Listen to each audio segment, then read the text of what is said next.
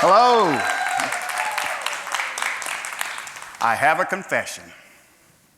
I cannot swim. I will literally float like a rock. Today, I'd like to talk about two powerful qualities that has helped me and countless others to face our fears and to even achieve the extraordinary. That's courage and commitment. They shape who we are and how we navigate the challenges and opportunities in our lives every single day. Let me tell you a quick story about a young surfing phenom named Bethany Hamilton. Imagine being in the water on your surfboard, doing something that you've done thousands of times. That's catching a wave, and all of a sudden you feel horrific pain in your left arm, and you feel yourself being pulled under the water, and you look, there's blood everywhere. That became a reality for Bethany. At 13 years old, while surfing off the coast of Hawaii, Bethany was attacked by a 14-foot-long tiger shark. As a result of her attack, Bethany lost her left arm. Can you imagine being in the water, doing something that you love and that you're absolutely passionate about? Then all of a sudden you're literally fighting for your life. Despite the physical and emotional trauma of that day, Bethany refused to let the shark attack define her or to derail her dreams. Now get this, within 1 month after suffering her attack, Bethany was back in the water on her surfboard, relearning how to surf with just one arm. She went on to become a professional surfer, an author, a motivational speaker, a wife, and a loving mother. Now, here's a quick question about courage. Is it the absence of fear? No, absolutely not. But it's the ability to move forward despite the presence of fear and uncertainty. See, Bethany Hamilton could have easily walked away from surfing forever, but she didn't. Do you think Bethany had a fear of re-entering the water? Absolutely she did, but it didn't stop her. Every time we step out of our comfort zone, whether it's in our personal lives or whether it's in our careers, we practice courage. Think about the moment in your life when you were faced with a decision that scared you. Maybe it was starting a new job. Maybe it was standing up for something that you believed in. Or maybe it was making a difficult life decision. Raise your hand if you've ever felt stuck in your comfort zone. Now imagine your future self looking back at this moment. What would you look back on and regret more? Trying and failing, or never trying at all? Having courage will give you confidence. Imagine a world without brave and courageous individuals like Mr. Nelson Mandela, who showed the world that despite unimaginable odds, that standing up for what's right is always right. And for having the courage to forgive and to ultimately join hands with your oppressor for the betterment of mankind. Can you imagine South Africa if Nelson Mandela was stuck in his comfort zone? Each of these moments require courage. It's in these instances that we grow the most, because courage allows us to discover and to rediscover our strengths. Studies indicate that a significant portion of people experience fear and failure when it comes to making difficult life decisions.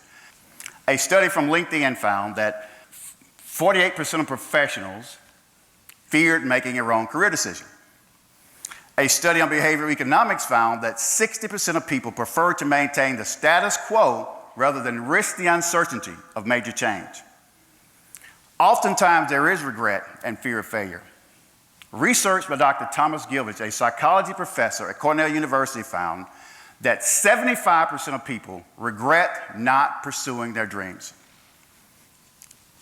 suggesting a lack of courage at critical moments in their lives. Now, here's what that looks like. That means 3 out of every 4 people in this very room regret not pursuing their dreams.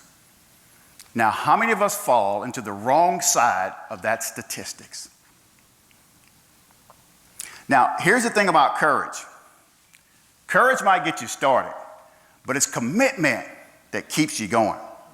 That's right. Close your eyes for a moment. Think about the last time that you started something and you wanted to quit and it was so important. Now open your eyes. What made you stay? You see, it's easy to be enthusiastic at the beginning of a journey, but true success comes from staying the course, especially when things get tough. You see, Nelson Mandela spent 27 years in prison, but his commitment to justice and inequality never wavered. His story reminds us that true commitment turns dreams into reality. Mr. Mandela was committed to seeing the change that South Africa so desperately needed and deserved. Commitment means showing up day after day, even when it's hard as hell. It's about being dedicated to your goals and values, even when it's difficult, even when it's challenging. You know, there will be times in your life that you will stumble and fall. My good friend and mentor, Mr. Les Brown, and I'll paraphrase this, he has a saying, when life knocks you down, try to find a way to land on your back so that way if you can look up, you can get up. We must consider every setback as an opportunity for success.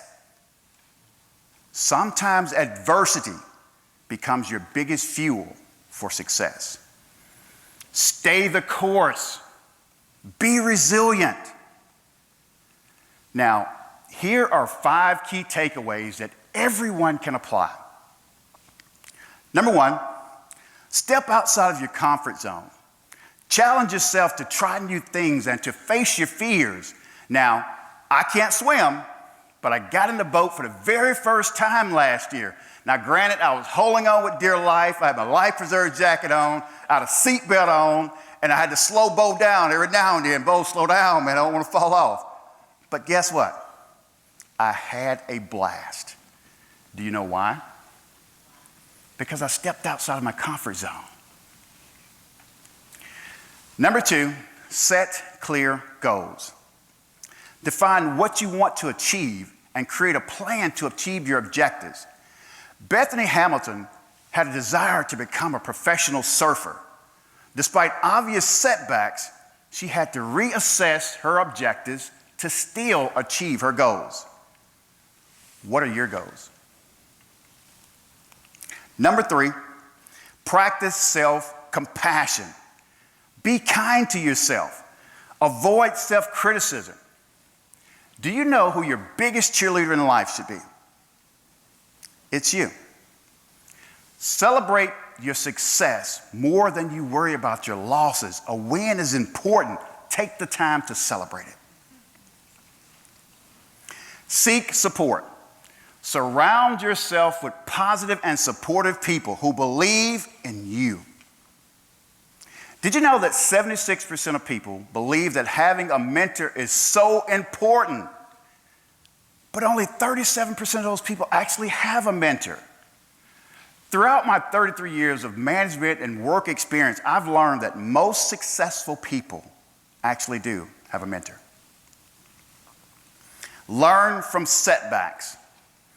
View setbacks as opportunities for growth and learning. Mr. Mandela spent this time in prison to educate himself, to work on his physical and mental discipline.